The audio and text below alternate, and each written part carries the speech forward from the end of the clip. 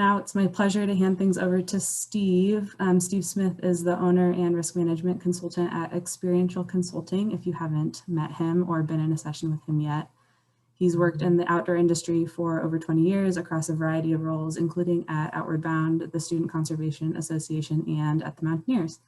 Steve's a regular speaker at regional and national conferences and has presented a number of sessions for us, both at the Leadership Conference and as a part of this Leadership Development Series. So we're excited to have him back for a few sessions this winter and into the spring. And with that, Steve, I'll turn things over to you. Thank you so much, Sarah, for that nice introduction, as always. And it's a pleasure to be asked to come back to present here. And nice to see some familiar faces out there in the crowd, as well as a bunch of folks that I don't remember meeting before. So nice to be here with you all. Thanks. If you have any issues or comments, along the way, feel free to pop them into the chat box. We're going to do a bunch of interactive stuff tonight as well. Those of you who have been in sessions with me before may not be too surprised by that, but hopefully we'll engage all of your critical thinking minds as we talk here about this educational pedagogical strategy of using self-assessment to foster dialogue and enhance learning in participants. So let me share my screen and we will launch into that.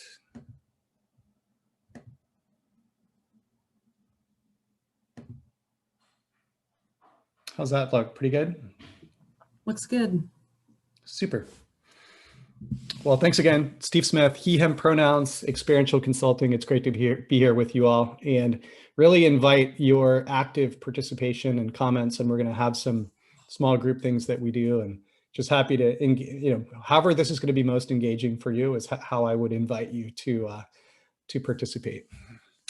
So let's just dive on into this presentation on self-assessment. 3 outcomes that we've got for tonight. Look at the educational theory behind using self-assessment as a teaching tool. We want to identify some of the nuances and the pros and cons to that approach. And also, the reason I think why you probably do any of these leadership development talks is taking these concepts and applying them to your own work, your role at the Mountaineers, or however you want to apply the information that you learned tonight as a facilitator, as a teacher, maybe as a parent, or whatever your job may be. I think these concepts we're going to apply here actually are useful in a wide variety of settings. I learned about self-assessment initially as a classroom teacher, actually. In my former life, I was an English teacher, and I started using self-assessment as a way of engaging my writing students more effectively. And then it neatly applied to some of the outdoor education roles that I found myself in. And as Sarah mentioned, I worked at Outward Bound for many years. I'm still involved with Outward Bound, but that's a program that has really effectively integrated self-assessment more with the staff. And we're going to talk about some of these different strategies of using self-assessment as a teaching tool. So that's just a little background. Those are my outcomes. One of the tools we're going to use tonight to engage your hearts and your minds, or at least your minds, is to use this Google tool called a Jamboard. And the way that works is we're going to pop the link to the Jamboard into the chat box. And I would invite you to click on that link, and it will take you to a page that opens up. And it's a chance for you to use these sticky notes that we've created to add your ideas and your content to whatever guiding question we have. And I will share the screen of the Jamboard as we go, and you'll be able, it looks like many of you are clicking in there now. What you should do is just click on, yep, there you go. Click on pick a sticky note and double click on it, and you'll be able to change what's there. So I'm interested in, why did you choose on a Wednesday night in December to come to this workshop? What is it about self-assessment in particular that you're interested in, or how are you interested in applying this information tonight? So if this works for you, I would invite you to just pop some ideas into a sticky note here, and we'll see what people come up with.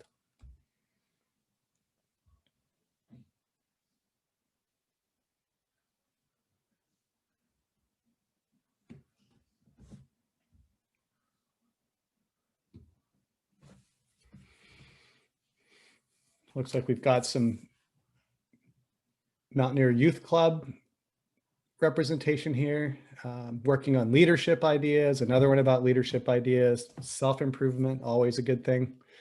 Acquiring more tools to improve teaching and learning and communication, more successful trip outcomes. I like that one. And self-assessment is actually really tied to specific outcomes. So that one will be useful to revisit. Additional tools in the toolbox for leading trips with the Mounties. Awesome. Learning new techniques, improving communication. Here's a new sticky note that's come on board. I thought it would be an interesting way to engage the audience in activities. Great. Interested in learning how my teaching style affects other groups. Also interested in how self-assessments can be used by students in their own feedback loop. Yep, that is essentially the idea. This is great.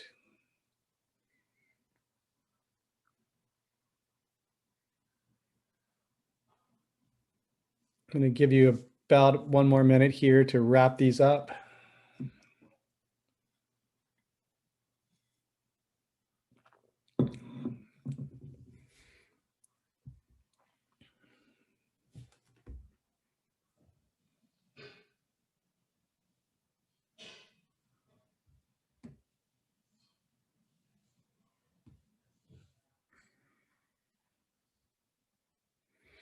To learn a structured way to assess and improve my leader skills without simply winging it. Awesome. Well, we're definitely going to be talking about a structured and intentional planning process that will not feel like winging it. Here's an interesting one. I sometimes review hikes and ask myself, what could I have done to make it better? I think there might be a better way to do this. Awesome.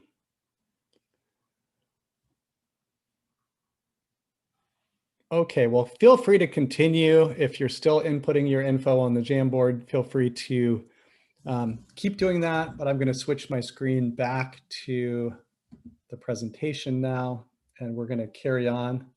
Thank you for just jumping in with the Jamboard. I think that's a fun tool, and it's a way to, speaking of teaching tools and speaking of engaging learners, it's a way to engage different learning styles. And not everyone wants to unmute their microphone and talk, on a Zoom call necessarily with the group. But this is a way to sort of include different learning styles and make space for everyone. And maybe some people have their answer really quickly and others take a little more time to think about it and reflect on it. And, this is an example of an intentional teaching tool that I find to be, not only effective on a Zoom call, but effective from a sense of learning styles. So just a little comment about the Jamboard as a teaching tool itself. So let's to talk about self-assessment. I'll just define it real quick to make sure we're all on the same page. So assessment is, giving someone a test or a quiz and grading their answers and evaluating them based on an assessment that you give. Self-assessment is the act of grading yourself and analyzing your own progress towards your outcomes or your goals. So when we talk about self-assessment, we're really talking about a teacher intentionally building into the lesson plan or the activity opportunities and methodology and support for students to be able to not just be told by the teacher how they're doing, but to assess for themselves. And to develop that critical thinking ability to assess their own progress and capacity as a student. So we're going to look at a tale of two groups and compare how it might work or not work. So we're going to zoom in here. So we're going to imagine two different groups of students, Group A and Group B. Let's take a look at Group A. So in this group, let's say, I can give you a personal example of this. I was, when I was brand new at the Mountaineers, when I first got started, one of the first things that I did, which was really fun, by the way, was basically fully engage in an 8-day intense basic mountaineering class run by the Seattle branch. And this is where they take the entire basic climbing class and they do it in 8 days. They do it in 8 consecutive days, and people just commit, and it's full on from 7 in the morning until late at night. And we do all the field trips and we go up to Mount Baker, and it's just really awesome. But one of the things I observed there was that all of the teaching and the practice was at the front end. And on the very last day, there was basically a test where people had to demonstrate that they had the capability to do X, Y, and Z, certain skills, belay, build an anchor, crevasse rescue, whatever the skills might be. And what we saw with that approach was a lot like what I'm going to describe here with Group A, where the assessment comes at the very end. And what I observed in that group was some students absolutely shocked and mystified and surprised that they had not passed the class, that they had failed the test. And others who were equally shocked and surprised that they had passed the test.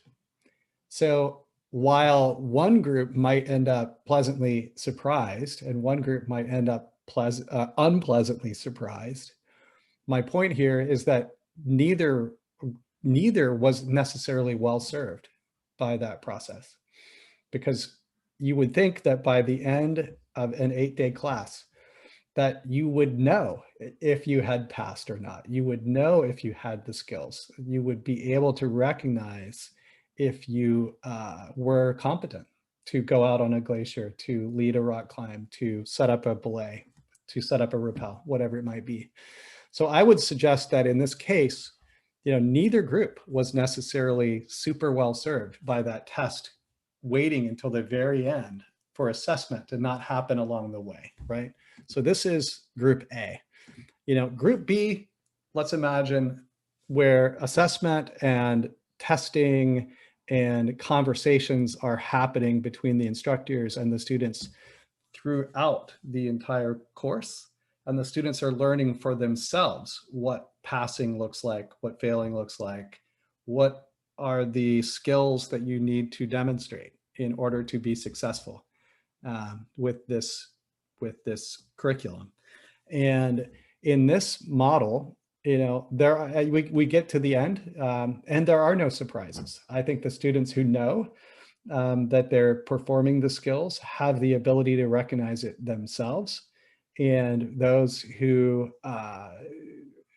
clearly haven't quite gotten it yet would not be surprised. But that wouldn't come externally, that would come internally. They would know if they have these capacities or not. So I just wanted to start this whole talk with this simple, I hope, crisp and clear distinction between these two groups and their experiences. And what I'd like to do is dive more deeply into some of the theory behind self-assessment and how to do it. And then we're going to look at some actual models of different strategies, some fine-tuning pro tips that we're going to look at, or volunteer tips perhaps, and then wrap up. So when we start talking about the theory behind self-assessment, we need to sort of back up a step. And I'm not sure, we're going to talk a little bit more in smaller groups and stuff like that. I'm not exactly sure all the different kinds of programs that you folks lead or are involved with, but I'm going to guess, I heard, the Mountaineers Youth Club. I'm sure some of you are in different branches. I bet we have some climbers and mountaineers and some skiers and maybe some kayakers and maybe some new trail running people and stuff like that. So whatever it may be that you're doing, I think this is a useful question to ask yourself. What is the dynamic between teachers and students as you think about the role that you're playing in leading these trips or instructing classes at the Mountaineers? If you think of students as an empty vessel to be filled with your knowledge, as represented by this cup here, then that's going to lead you to a certain mindset, and it's going to make using self-assessment as a teaching tool much harder. If you think of students not as empty vessels that you are filling with your wisdom and your experience, but you see students as active builders of their own knowledge, students who come with their own self-motivations to be there, their own life experiences, their own critical thinking, their own ability to integrate the concepts that you're teaching them with things that they've already got going on in their life and in their experience and in their critical thinking and everything else, then that's going to open the door for self-assessment to be useful and for it even to be possible. For if you don't see value in the student's own self-assessment, then it's not going to fit with your approach. And so this is a crucial question right off the bat. And let's dive a little bit more deeply into what each of these looks like. So if you see students as the empty vessel, we'll come back to that quote in a second. If you see students as empty vessels, what we tend to do is we lecture to them. We tell them what they need to do to pass the exam, as if passing the exam was the important part instead of the learning that represents, right? We evaluate, we grade them. We see learning as this transactional process and this linear process from teacher down to student. And this kind of master and apprentice type relationship. And it's interesting to note as a risk management consultant that this approach and seeing the students as empty vessels creates this power hierarchy, this power dynamic between the teacher and the students that actually can decrease actual group safety on your trip or in a training situation or whatever else there may be. I remember when I was a trainer at Outward Bound, I hired and trained instructors at Outward Bound for many years. And one of the trainings that I was participating in down at Smith Rock in Central Oregon, there was an instructor or trainer with some newly hired Outward Bound instructors, and they were being taught some anchor building and rappelling skills at Smith Rock down in the basalt columns in the gorge there.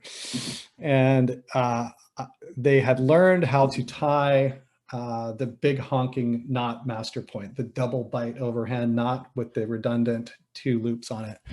And the thing about that knot at the time, it was a pretty new knot in the outdoor industry and people were just kind of learning it. And it's an irony because the knot was meant with the 2 bites was meant to make us safer because it's redundant. But it's also really easy to tie that knot in a way that's a slip knot rather than a double bite overhand so that the whole thing would fail the moment that you loaded it. And I came on the scene as a trainer, he was talking to the group, he was tying the knot, he was multitasking, he was clipping himself in to rappel, he was going to demonstrate this extended rappel to them. And as he was about to go over the edge and commit to this 80-foot rappel, one of the students had the presence of mind to say, "Time out. I don't think your knot looks right." And the instructor who said that was correct. And Kevin was about to lean back on this knot and basically plummet 80 feet down to the talus because it would have failed. And my point with this is if there had been a power hierarchy in that group where they saw him as the master and they saw themselves as the empty vessels to be filled by his knowledge, I'm not sure that instructor would have had the presence of mind or the courage or the environment in which he could have spoken up and asked that question. And I think it would have been a tragic outcome as a result. So if you've ever studied avalanche safety or avalanche group dynamics as well, again, we see a context where power hierarchy, where one person is making decisions and other people aren't speaking up, that's a recipe for problems. So I would suggest on all these levels that seeing students as empty vessels not only robs them of some of their educational opportunity, but it also may physically and emotionally create a less safe group dynamic. So I hope that example makes sense. I'm going to pause here because I see some comments and questions in the chat that I just want to digest for a second. Are we holding questions or interacting as we go? Let's ask them as we go, and I'll try to answer them to you. Seeing them as vessels increases the distance to authority in a hierarchy. I would clarify that seeing them as empty vessels means that they have nothing to teach you. You have something to teach them, and that it creates this steeper hierarchy where they're less likely to speak up and raise that kind of concern that I mentioned. You know, Kevin having his life saved by one of his students, basically. Cool. So let's keep going. And instead, let's look at this other mindset where they're not empty vessels, but that they are active builders of knowledge. We can see the quote by Jean Piaget, educational scholar and author. Jean Piaget tells us that students are not empty vessels to be filled with knowledge as traditional theory would have it. They're active builders of knowledge. So here, you know, if we see them as active builders of knowledge, we ask questions of the students, we invite dialogue back and forth and disagreement and collaboration between the students. They have something to learn from each other as much as from us. We make room for success and failure within safe physical and emotional boundaries, of course. We teach them to evaluate their own success using objective criteria. So they should know. Let's take climbing again as an example. You know, we've got an acronym of SERENE. We're going to build a SERENE climbing anchor, and we can teach them to use that tool and apply that concept and evaluate their own anchors and stuff like that.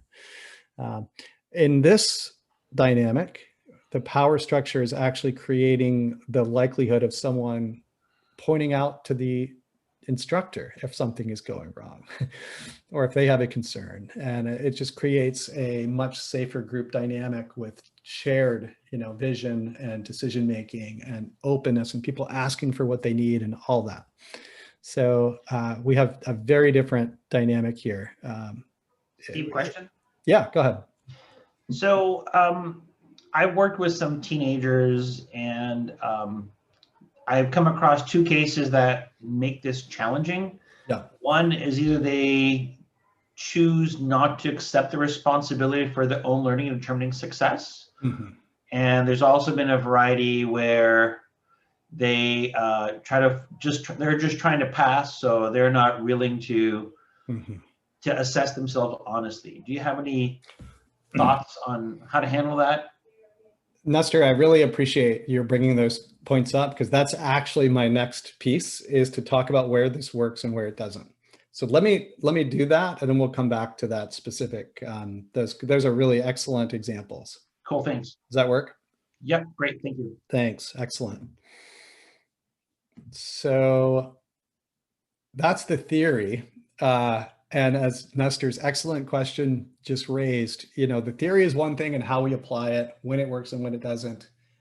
You know, nuancing this approach as a teacher is art and science. So let's dive into that a little bit more. So using self-assessment, you know, I'm a fan. I'm biased. I like it. I've used it really effectively with a wide range of different groups and contexts and situations, but it's not perfect. It's not for everyone. So it is a foundational strategy if you can match your approach to the audience that you're working with and the activities.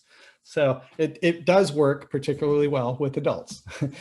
The reason I say that is, you know, as Nestor's example illustrated, you know, younger students may not always have the motivation or the capacity or the ability to do this as well. But imagine a self-motivated adult who signed up for a class, signed up for an 8-day intense basic climbing class. They're smart, they want to be there, they're self-motivated. You know, they don't want to just be told. No one made them join the mountaineers and learn how to go glacier mountaineering, right?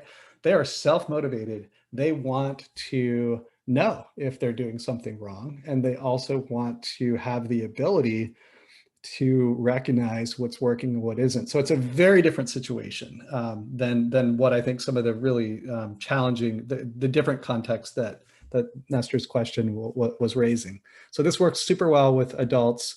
It especially fits with self-motivated learners like I was just describing, many of which you do have on your programs and on Even the Mountaineers youth programs, I would say those are kids that want to be there. They enjoy being there. They get something from it. They're self-motivated by their peers. You know, that's a useful context. It definitely works better for some learning styles than others. And we're going to delve into some of the cultural issues, gender issues, things like that can skew it a little bit. It's affected by those things. How you were brought up, where you were brought up, your gender, your ability to accurately self-assess. You know, self-assessment is one thing, accurate self-assessment is another. We're going to look at some examples here. Let's dive into a few examples. So this is just one tool that I'll give you an example of creating an actual document or an instrument that you could use with your students. And let's imagine that the skill that we're trying to self-assess or assess is self-arresting on steep, firm snow. It could also be rolling your kayak, self-rescue in a kayak situation. It could be any number of different finite skills. We'll use self-arresting on steep, firm snow as an example here. So you've got, two different types of self-arrest. You've got the sitting, feet downhill, the classic, that one. And then we've got the upside down sitting, but feet uphill and sliding backwards down the snow. So those are the two types of self-arrest we're going to be talking about.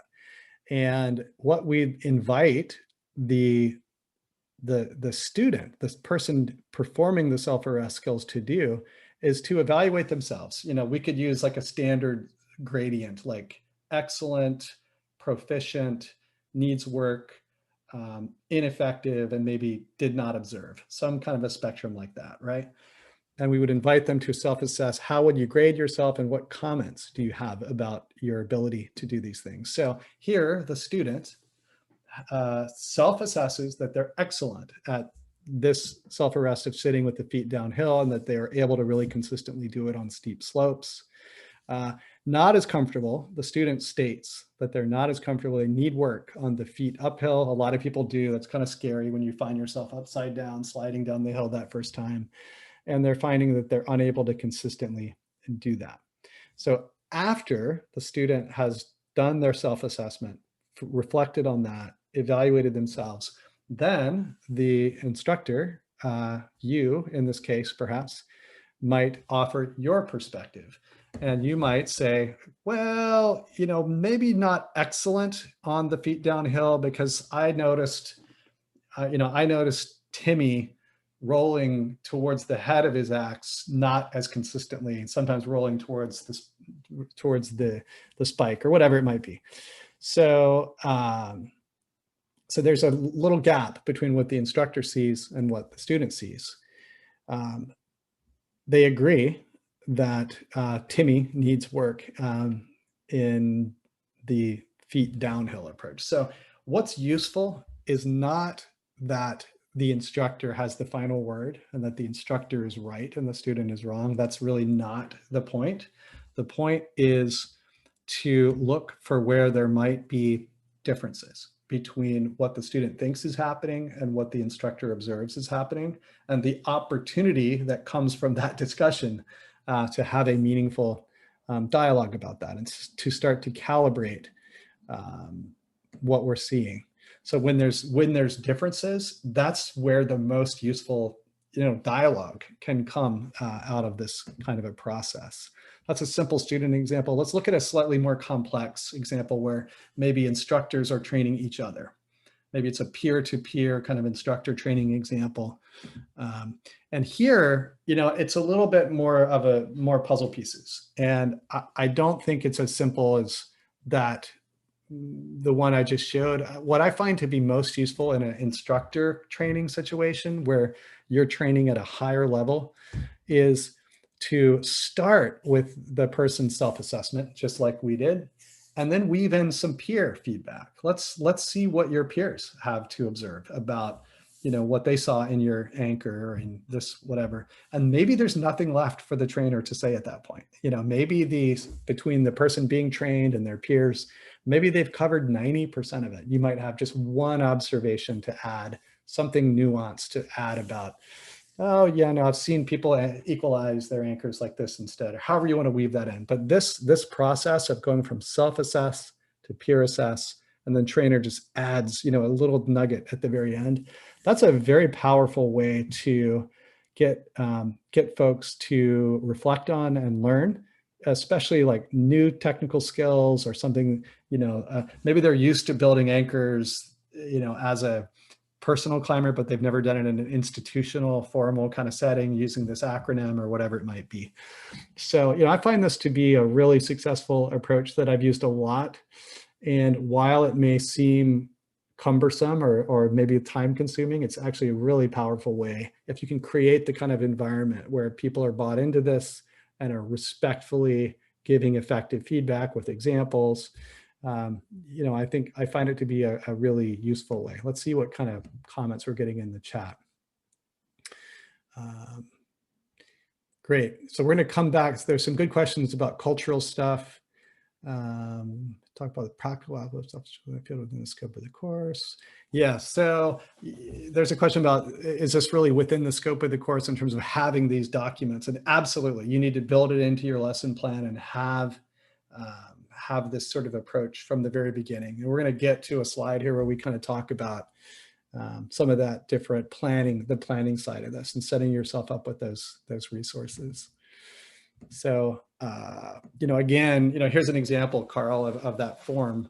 Even if you're doing the peer assess, the self-assess, peer assess, trainer assess model, like I just showed, you could still have a form like this that you carry into the field and that you use to document, those conversations that you're having. So again, it's where there's a difference between what people think is happening and what the others are observing, where real learning, can really usefully come out.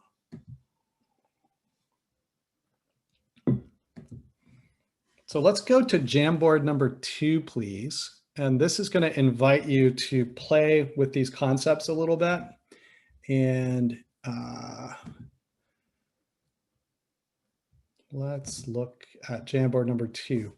So a couple of you have already brought up a few questions and concerns. Nestor brought up a great example of, yeah, this sounds good and all, but does it work with all audience? So what I'm hoping to do is to get a little flurry of critical thinking here and have you come up with some concerns or questions or ways in which you can imagine, this sounds great on paper, Steve, but how do I really do this with my group or with the population I work with?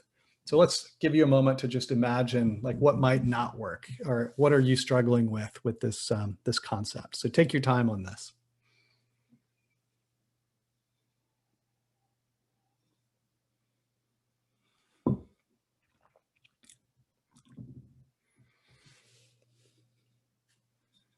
If there's not enough stickies, you can always grab a sticky note from the left side here and drag it over.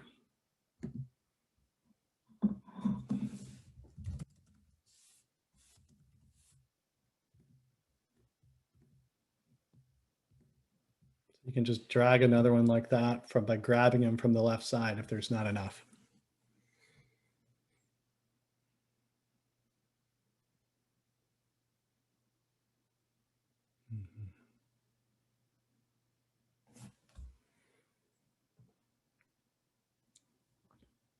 Mm-hmm.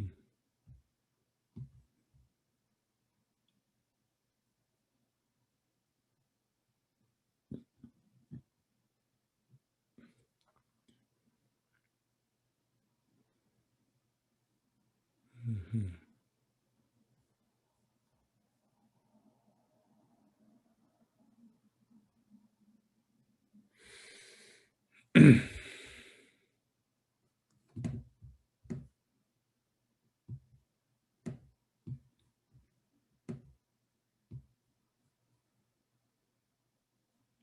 Mm-hmm.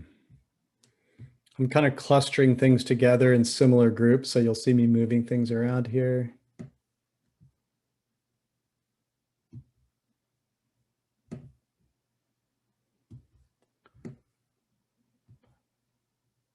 Yes.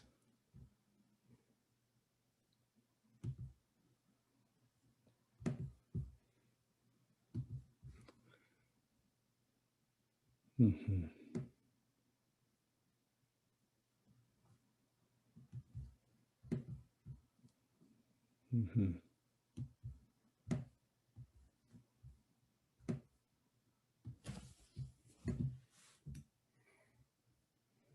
This is awesome. You folks are coming up with really outstanding observations. It's super helpful.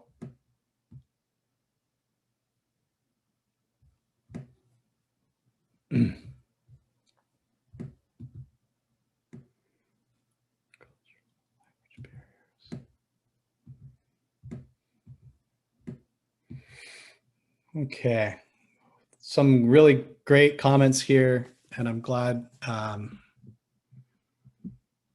that all these came in. So let me try to just tackle these. Let's talk through these, and I really welcome your comments on these too.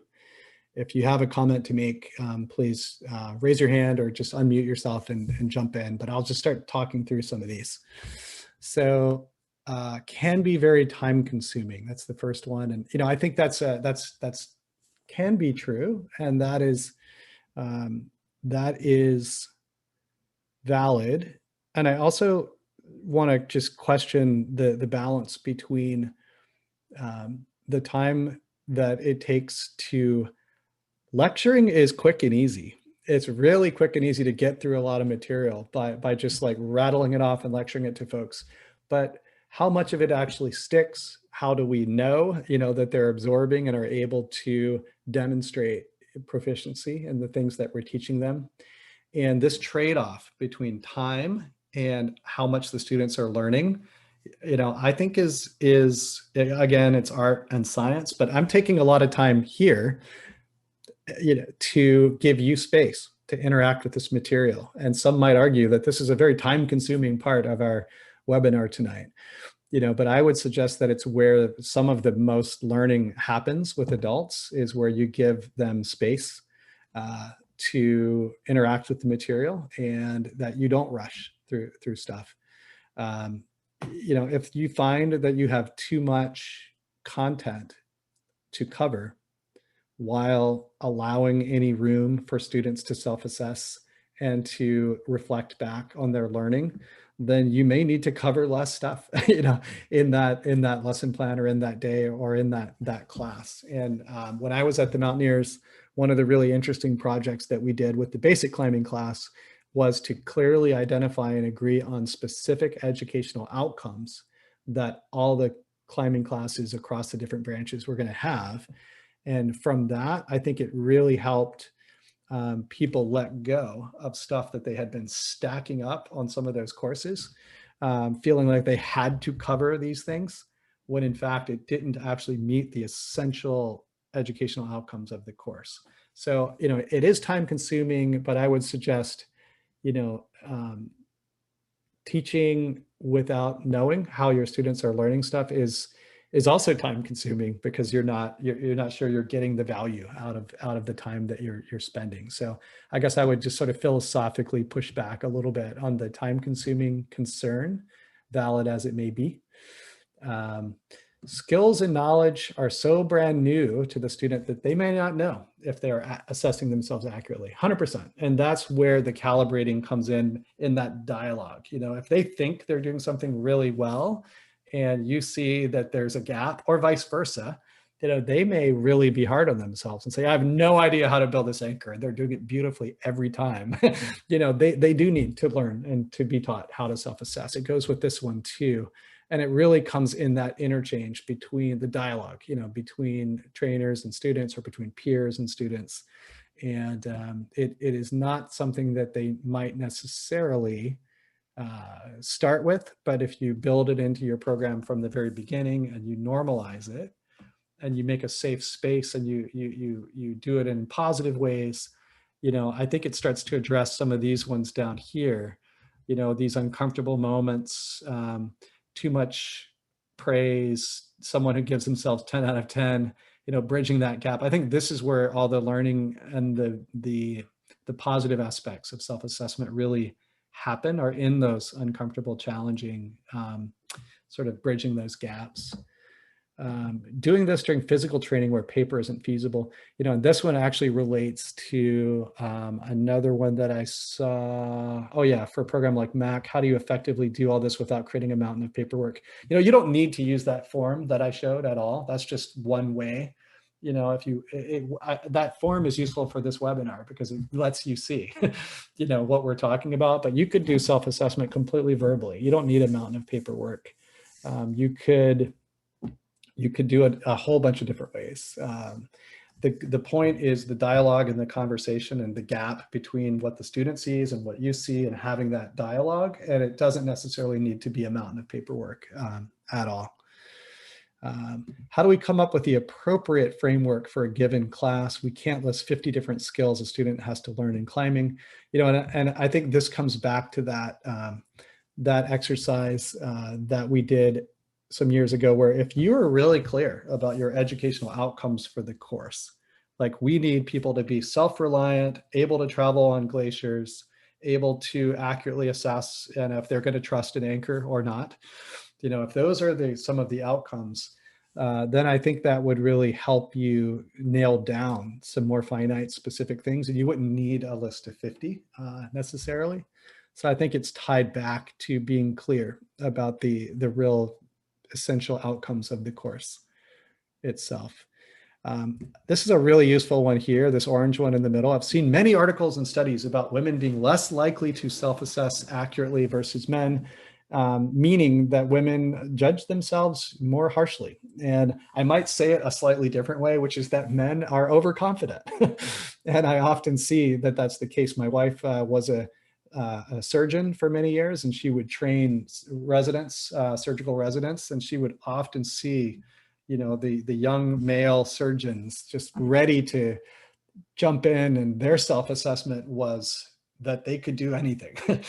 And the women often found themselves, feeling like, oh, I need more training, I need more preparation and stuff like that. Obviously, I'm generalizing here, but the point of these studies is, that there is that gender gap that's perpetuated by our society, and that weaves into how your awareness of that needs to weave into how you use self-assessment in your programs.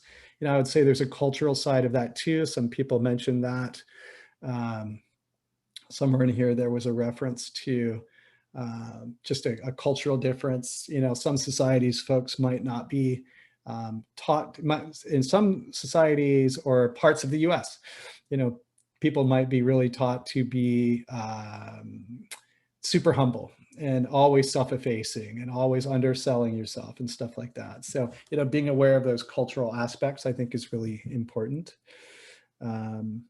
Likewise, personality type, like some people might be just more shy. Some people might be uncomfortable with a negative self-assessment in front of their peers. And I agree. And I think that's just why we need to ease it in and start easy and weave this in throughout the whole program, and not just like drop it on them in a crucial moment or let it come out of the blue, or wait till the very last day of the course and then do some sort of external assessment of them. So I do think that it is a learning place. And in the same way that we can get out of our comfort zones, physically on a rappel, we can also learn to get out of our comfort zones and socially, and, get more accustomed to doing this, having these kind of conversations with our peers and stuff like that. So yeah, teaching the teachers to give constructive feedback in order to avoid negative impressions on the student side. So, this self-assessment piece, it really should not just be about what the person's doing wrong. It just as importantly, it can be praise and getting them to recognize what's working. And I think that it's both. It's learning, and it's also recognizing what you're doing well, so you can keep doing it. So I think in a quick flurry there, I think I addressed just about most of these, and I want to open up the floor and see if anyone else has anything to add or any comments on any of these that I didn't mention.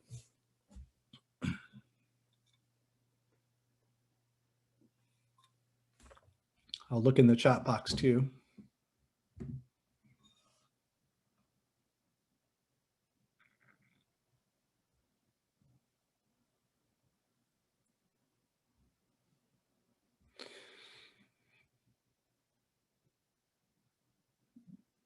Yeah, Nestor asked a few minutes back, or quite a while back, if it's common that the instructor is more critical than the student. And I'd say I really have seen both.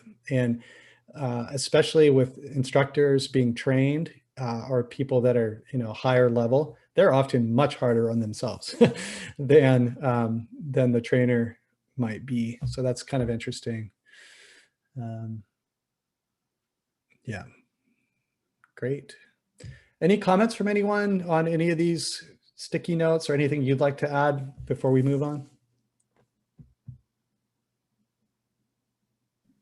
I put it in the chat, but I think it's really easy to think in positive and negative terms, but I don't think that the self-assessment should be considered in positive and negative. I think it's really a lot more like an inventory. Like, is this there or is this not there? And try and drain the judgment out of it. And then that's more successful in my experience anyway. That's a really wise observation. And, I would agree 100% in how I've seen it and how I've used it. And the more objective you can be with the outcomes and the criteria of what's being assessed, then the less it's personal. It's not that you are a bad anchor builder. It's that these pieces weren't equalized and that we can get better at that. So it can take some of that emotion out of it and tie it more to these objective criteria. So I hope that's a fair way to restate what you're saying, because that's kind of how I heard your excellent observation. Yeah, thank you for restating it that way. I have a question, Steve. Yeah, go ahead, Carl.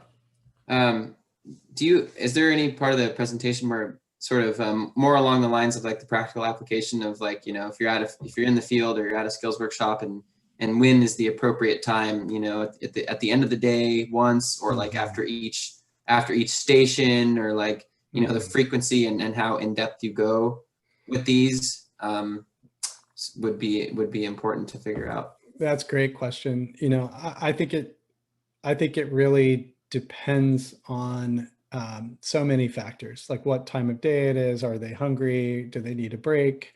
If it's a natural time when we're going to be taking a break, can we sit down and talk about some of this stuff while we're eating? I think there's a lot of variables to that. I would generally say that having a consistent approach so that the students know, when self-assessment's going to happen, there's a routine to it. Like, I'm going to show you how to build this anchor. You're going to have a chance to practice building this anchor. And then we're going to sit down and I'll have a talk about how do we do and what could get better. Like some kind of a regular cyclical routine like that is a good approach. The other thing you can do is tie it to an individual, say, everyone's going to do this today. And then we're really going to focus on, these 3 people today. They're going to really be the focus of, self-assessment. That way it's spread out, throughout the whole program, and someone is kind of knows, like, today's my day. I'm on today. I really need to focus, So I'd say it really depends a lot on the activities, the situation, the personalities of the participants, and that you should try different approaches. But I think the key is not for it to be a surprise. Like, they need to be actively engaged in it. It shouldn't be something that just like comes out of the blue and suddenly like you're on the hot seat, like treat them like active builders of knowledge. And I think that will serve you really well and will go a long way.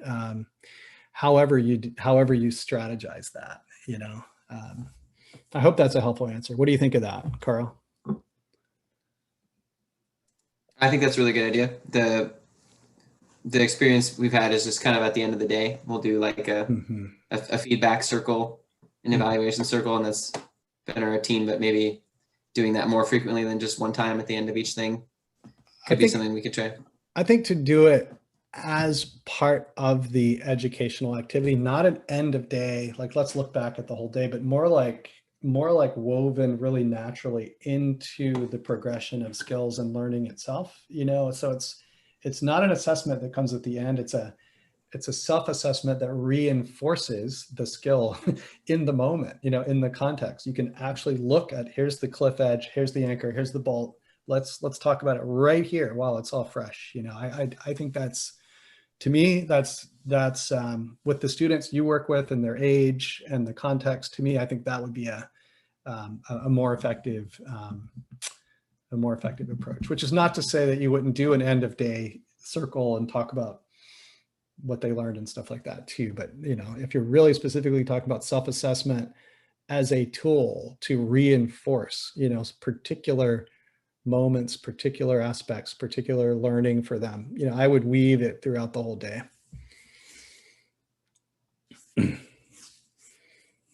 Other comments from anyone?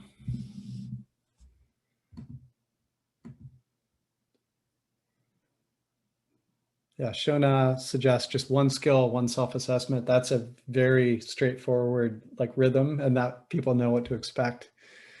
It's great.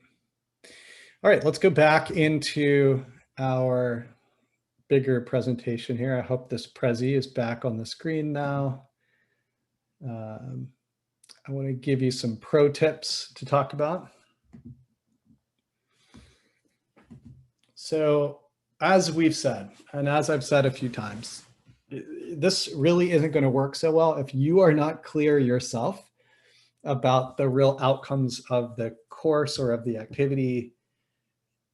You can't design a meaningful plan around self-assessment if you are not clear yourself, what is being assessed.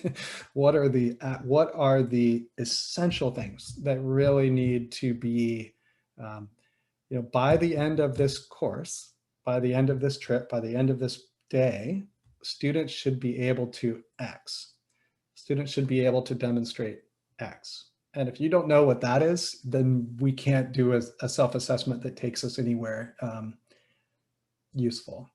So Deb Ayango, who was a great risk management writer and keynote speaker at the leadership the leadership conference last year, she gave a really useful talk about being very clear, having a very specific image of your mind of what success looks like with vivid detail. And if you can vividly imagine for yourself, what does a perfect Eskimo roll in a kayak look like? What are the components? What do I want to demonstrate? What do I want to see? How does that look? That's when you can help the students really go from good to great. And if you can imagine that very specific image of what success looks like in whatever activity it is that you're trying to teach, then that's really going to help you be clear about the outcomes, and that's going to help you use tools like self-assessment to really get there. So this is like backing up a step to before the program even begins, you being really concrete and specific about that. As someone asked this question earlier, and here we'll answer it again, don't assume that they will grade themselves easier than the teachers. They are often harder on themselves. And that's okay. That can be a cultural thing too. The goal is not to be hard or easy or to be conservative or to be, tough love or anything like that. It's really more about accuracy. Like if you have clearly defined your outcomes and you have that specific image in your head of what success looks like, then what we want is students who can perform an accurate self-assessment, not one that's tough on themselves, not one that's, I'm always here, really being positive about things. It should be as objective as possible. And if you can teach that and model that and help them get there, then you're not going to get to the end of the course and have people surprised that they didn't pass because they will know, they will have learned those skills for themselves, and they will see clearly that I need to learn how to do these 4 things better, before I'm comfortable taking people down this river, or I'm comfortable leading people up this ridge, or whatever the activity may be. So it's about accurate self-assessment. And, again, a couple of you really nicely raised this on the Jamboard. Be aware of the ways in which those cultural factors, gender, upbringing, cultural differences, all those factors can really skew and make the use of this tool, better for some than others. And I think that's really useful to say, is that self-assessment is a teaching tool that I think really does level the playing field and creates better opportunities for everyone, but it isn't perfect for everyone. And that you as a teacher should be aware if this instrument just simply isn't working, for one of your participants, and be open to wearing whatever hat the students need you to wear in order to be the best teacher that you can be for them. So really the key with the whole thing, like if we do self-assessment properly, what it's going to lead to is dialogue. And that's going to be dialogue between the participants and you, and that there's going to be really useful learning that comes from that exchange of thinking and that exchange of information. Very different than it just coming from the top down. A one-way linear flow from you down to these empty vessels that you're filling with your wisdom. Let's see what is coming into the chat box. What are some effects? Matthew asks, what are some effective ways to have students self-assess when we're doing our courses virtually next year? Great question. Really interesting. I wonder how we might, so in a few minutes here, we're going to actually break into some small little breakout rooms and have you talk about a few guiding questions. And I wonder if that might not be, using some kind of functionality like that. Maybe having a live Google document where they're filling out a live document right in front of everyone, that everyone sees the same document, or a Jamboard, like some kind of a thing where everyone is seeing the same thing and is using that as a platform to talk about what was working, what could be better, where they have room to grow, stuff like that. Chris asks, do you find this to be useful only for individual skills, or it is effective for a group activities? Oh, that's a great question. You can absolutely do this and should do this with group like initiatives and activities. Imagine a whole group and their challenge is, okay, we want you to move these boxes from this side of the meadow to that side of the meadow, but you're going to be blindfolded and you can't talk to each other. Some sort of a group team building activity like that, right? Or any number of probably better examples that folks can come up with, where there's some group initiative like that, or some team building activity, right? And absolutely, you want to have them talk about, like, what did we do well? What could we do better? What do we want to do differently next time? What were some things we did that people really appreciated that we want to make sure that we continue to do in the future? Stuff like that. So it can absolutely be powerful group activity, not just for individuals. Carl asks about doing self-assessments as a group versus with individuals, how to balance that. I think it would kind of come down to, is this a group that's together week after week after week, and there's a chance to build trust and teamwork and openness and vulnerability and the positive things that come from that? Or is this a group that's only together for one day in a finite way, learning a very specific skill, they're never going to see each other again? That might lead you to think about that differently. I think that they're learning a lot more than just the technical skills on these programs, right? They're learning trust and communication and leadership, and people are learning group dynamics and how to speak up and how to raise your concerns when you have them and all that. And so, I would suggest that the more technical of a finite skill you're teaching, the more it might be good, just one-on-one, and the more it is about, fostering some of those larger educational outcomes and the benefits of doing stuff outdoors as groups.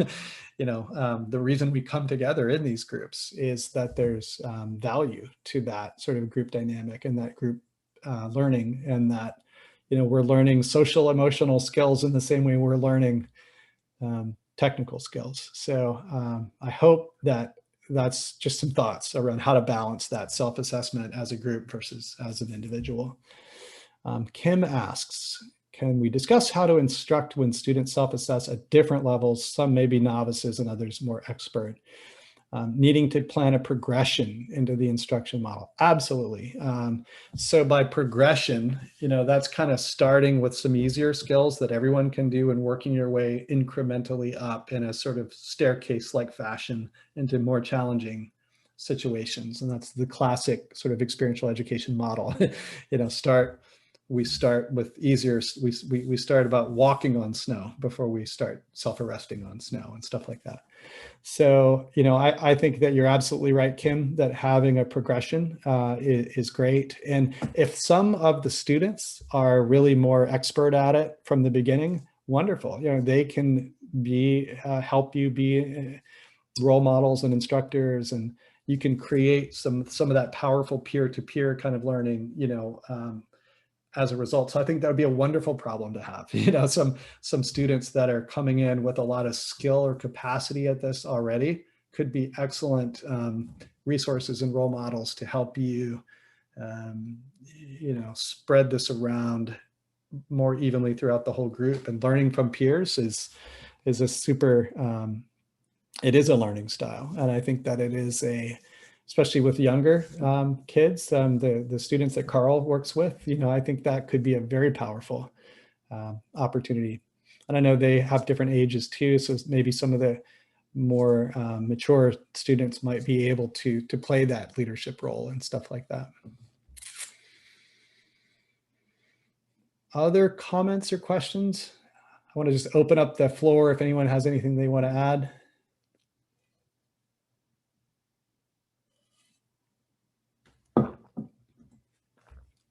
All right, well, let's keep going. Whoops, wait a second. Sorry, I got messed up here in my navigation. We're going to keep going. We're going to go through those. All right, so just some keys to success here that I want to make sure we highlight before we drop into those smaller groups to talk about some of this. One of the very first questions that I think someone asked was, is this something that we can do at the end and that we really need to plan for, or how do we kind of make this all work? And I really think like it needs to be part of your vision from the very beginning. It's not an afterthought. It's not something you tack on. If you want to do this well, it needs to be woven into your thinking about your time for the day, where you're going to do it, how you're going to do it, all that. It really needs to be integrated into your curriculum, from the beginning. I also think it's important that if you're working with other folks, other co-leaders or co-instructors, that you are all on the same page. Like you have a shared vision. It's not going to work super well if some of you see the students as empty vessels to be filled and others are trying to facilitate these really, collaborative conversations where the students are being vulnerable and sharing their insights and all that. And then they get hammered by someone. I think you really need to make sure that you've created a shared vision and a safe space for this kind of a strategy to work. Or, I think it could really backfire. And I think it could be contrary to your actual goals as a teacher. So I just want to give you a little caution about that. And to have that conversation with your co-leaders, that how are you thinking about the dynamics between what you're teaching and the learners themselves? And I would even say to be open with the students too. Like say, we don't see you as apprentices here who don't have experiences in critical thinking and thoughts of your own. We really see you as active creators. We want to engage you in your own learning and empower you to let us know what you need. Let us know what you need to be effective, and what can we do to make this more effective for you. So really, this is an indicator. Like there should not be any surprises on that last day. If you've done this well throughout the course or the trip or the curriculum, you're not going to get to the last day and have someone with those, I love those pictures of the two backpacking women that I started with her. One was enraged that she had failed the course, and the other one was pleasantly surprised, but equally clueless about it. I can't believe I passed. Neither one is good. Neither one of those situations is what you would hope to see. So, this approach is more work up front for sure. It takes more planning. It might involve more paperwork. It might involve more, getting on the same page with your co-leaders. Some of you had concerns about like how time consuming it is. All these things are valid and true. It is more challenging to do it this way. It's more work up front, but I can absolutely promise that based on my experience doing this a fair amount, that you get better results in the end, and you get people who walk away from the program more able to explain to you what they're doing, why they're doing it, what they're comfortable doing, what they're not comfortable doing, and what they still need to work on. That's great. I think that's obviously what we really want and need. If I was going to go out on a glacier with someone, I would love for them to have that critical thinking ability and to be able to tell me what their strengths are, what they're still working on, what I can trust in them to do, how I can support them in being more successful. What do they need from me? Someone that can have that conversation with you, whether they're a kid on a Mac course or an adult in a adult course, I think is essential. And this is an approach that's going to get you there a lot more than sort of the lecture up front and test at the end strategy. So I hope that what we've done here is checked these boxes. And the last one, where you apply the self-assessment concepts to your own activities, I would love to invite you to join us in some small groups, some breakout groups, just for maybe 10 minutes or so, and to have some conversations with your peers here about how might you apply some of the stuff that we've talked about today, very specifically to the programs that you lead or that you're a part of, or maybe outside of the Mountaineers altogether. Like, what are you going to do with this self-assessment concept that we've learned tonight? So unless there's any questions about that, and I'll open up the floor for a second, see if anyone has any questions.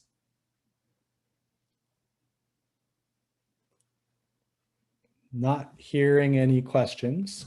Sarah, let's just go ahead and invite people to pop into those breakout rooms for about 10 minutes or so.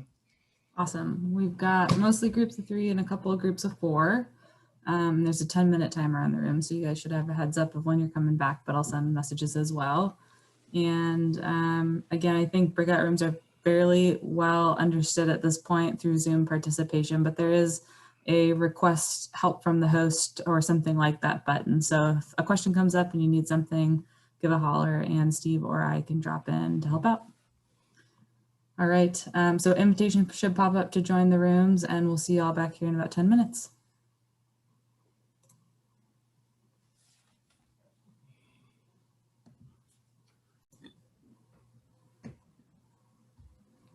I see people sifting back into the room. We are all back, Steve. Awesome. Well, welcome back, folks. I hope that was a productive conversation in the small groups. And in the remaining time that we've got, I would love to hear just a few nuggets from the groups, or something new, that came out in the group that didn't come out in the earlier talk, something I can learn from you, perhaps. So I would just invite some courageous souls to speak up at your convenience and just share a few nuggets, either from your group or something new that you learned in the group that you hadn't talked about before. Well, something in group 1 that we talked about at the end was, and I feel really strongly about this, like the actual skill of self-assessment is a critical backcountry skill, because you really, like I was talking about an ARI course, you really need to understand your own limits, your own skill set, in order to ensure, and your own boundaries, and be able to actually articulate them to other people in order for everyone to be safe. And so it's really critical to have that skill, per se. Wonderful, thanks. Any responses to that or other comments?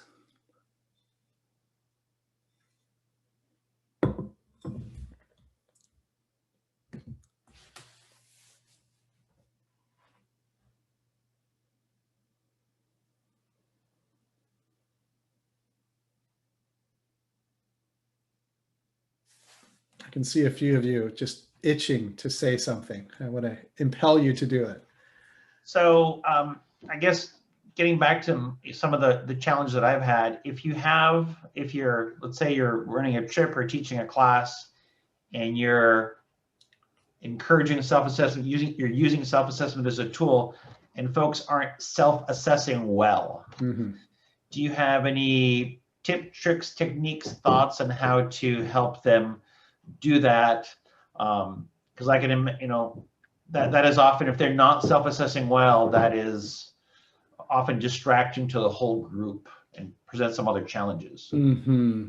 That's a really interesting side comment, actually, or not a side comment, but that's an interesting side effect of this is if someone's self-assessment is so off that it's the gap between what they think is happening, what's really happening, that suddenly that becomes the focus, or that becomes the sidelight, or the running joke or something like that. That's sort of where you've started to drift into the tool not really working as intended, right? Or the tool itself creating more of a problem, than a solution.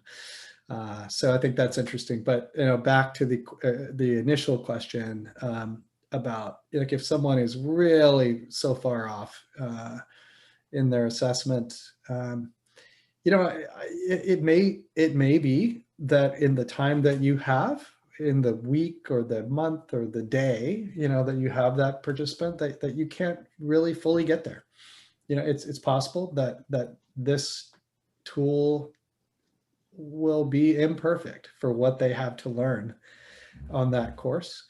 But if that's the case, I would suggest that using the self-assessment tool is still going to get them closer than the other option, which is for you to teach skills and then give them a test and tell them if they passed or failed. Like that participant who is struggling with self-assessment is going to be even more confused, and it's probably going to be even less prepared by the more pedantic top-down approach. So, I think what you're describing is not completely uncommon or hard to imagine, but I would suggest that, learning is a process, not a product, and that using a tool like this is still going to help that person maybe have a new awareness that I need to get more effective at my self-assessment itself, and can work on that as a tool, as a skill. So, I'm not trying to sidestep your question, but I would say in the scenario I'm envisioning that you described, that it may not be perfect, but it's still going to help that person progress, closer to where they need to be. And if I was going to be taking or training people, to go down a technical canyon and to use canyoneering skills, and we used self-assessment as an approach throughout the whole canyoneering course, and we got to the end of the course, and that person came to me and said, I am unable to self-assess if I'm capable of doing this canyon or not. I think that would be a remarkably positive moment where you could tell that person, well, then I suggest you not do it. You're not ready to do it yet. And we need to get to a place where you are able to be self-reliant and to have accurate self-assessment and to know if this is a good fit for you or not. And that would be a really positive, it would be a nice problem to have, is for a student to recognize that, I'm teaching people to fly planes, and someone comes to me and says, I'm not sure if I can fly this plane or not. That's a good step, So I think for all these reasons, I think that it is a useful tool for you to have in your toolbox, as an educator. And I think it creates more open and honest dialogue between adults and even youth, than not using it as a tool. Yeah, I like it as a tool, and it's been effective, but there are times that becomes distracting or more trouble than it's worth, and then I struggle kind of. Yeah. Sure. Yeah, and it may not fit your approach too. I mean, it just might not be the perfect tool for everyone, and that's absolutely okay too. Someone else was starting to say something, and I interrupted accidentally. Sorry, I didn't mean to interrupt. I was just going to ask if sometimes a video compared to the expert model would help people with their own self-awareness so that they could self-assess. Because I think sometimes, like if I'm teaching rolling or something like that, people just don't necessarily have the awareness of what they're doing. And so if they can see it on a video and then they can compare it to what they're supposed to be doing, they have a better visual. And so I don't know, Nestor, if that in some cases that might help, but I found it useful. I do a lot of teaching of skiing, and we do video. It is a great tool. Thanks for the reminder. Okay, thanks. What's nice about that is that it gets back into that objective place again. Like you have a really clear picture in your head of what success looks like, and you can show the difference between this is what an Eskimo roll should be, and this is what you did. And I think that that's a great approach. My dad used to film my wrestling matches when I was in high school, and it was painful afterwards to watch the difference between what I thought I was doing and what was actually happening out there. So what are some other comments? We have just a few minutes left, but I'd love to hear from a couple more voices. Maybe something you learned in your group that we didn't already talk about.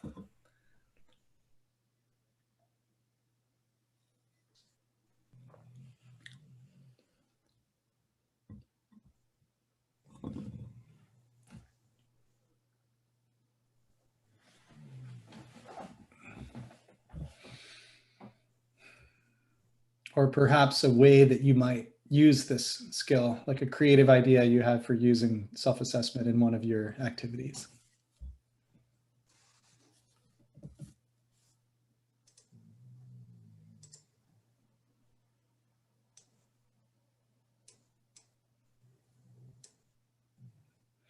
So one of the things that we talked about doing this year, because we don't have a lot of one-on-one interaction with our students until we get to the field trip.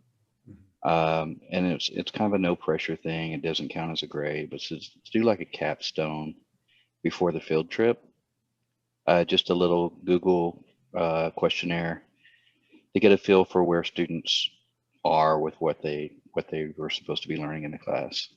And it also gives us some feedback as to how we're doing. Did we focus on the right areas? Did we spend enough time in a certain area? We're going to try to play with that and see how that works. But that was kind of the thing in our group that we talked about, right? Is you still have to have this feedback mechanism, and it's a two-way communication between who you're trying to help, right? So you got to do this along the way so that people are capable of self-assessing, so they know what they're supposed to be focusing on and what they're supposed to be getting out of the course. Yeah.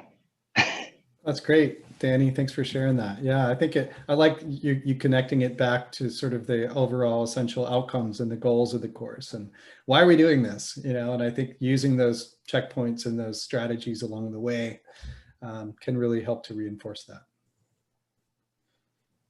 Wonderful. Has anyone who has not had a chance to speak up, does anyone want to share anything as we wrap up here?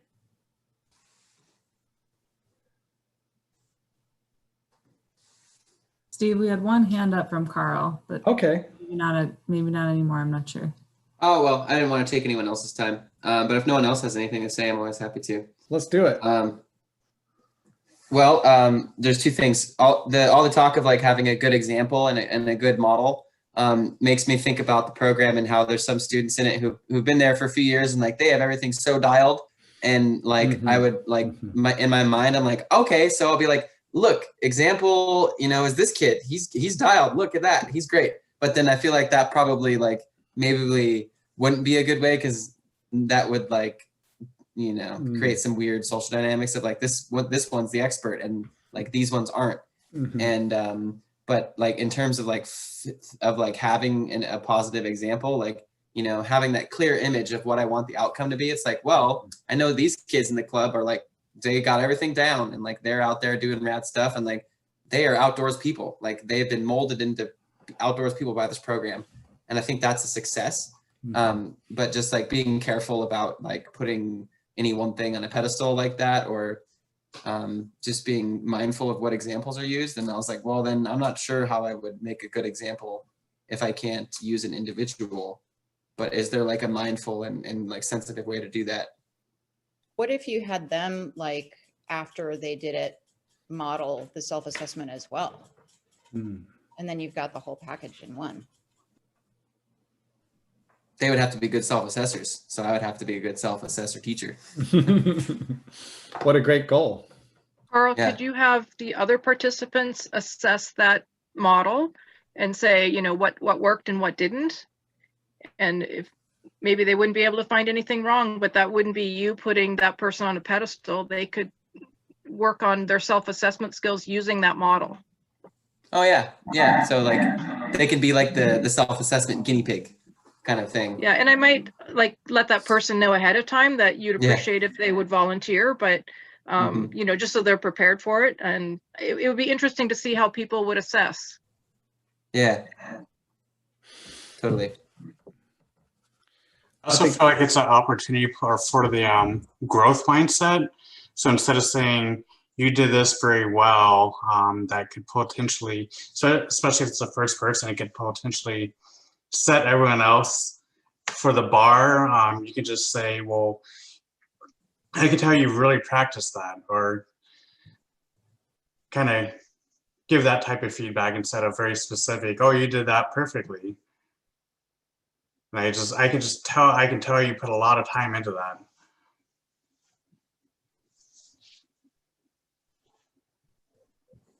My friend was born in Japan and moved over here when he was a young child, but he would emphasize to me that in his family, people never said that you did well. They would say that you worked hard. And I like that distinction. Yeah. I like that difference between the outcome that you're rewarding as opposed to the process. And so all the students can work hard. Everyone can work hard. They might not all do well, but you can encourage, you know, hard work. So I like that. Great questions, Carl. Thanks for bringing that up. That's sparked a nice little flurry of great input from everyone. Well, to honor your time, we're kind of at the end of our allotted time here, but I want to say two things.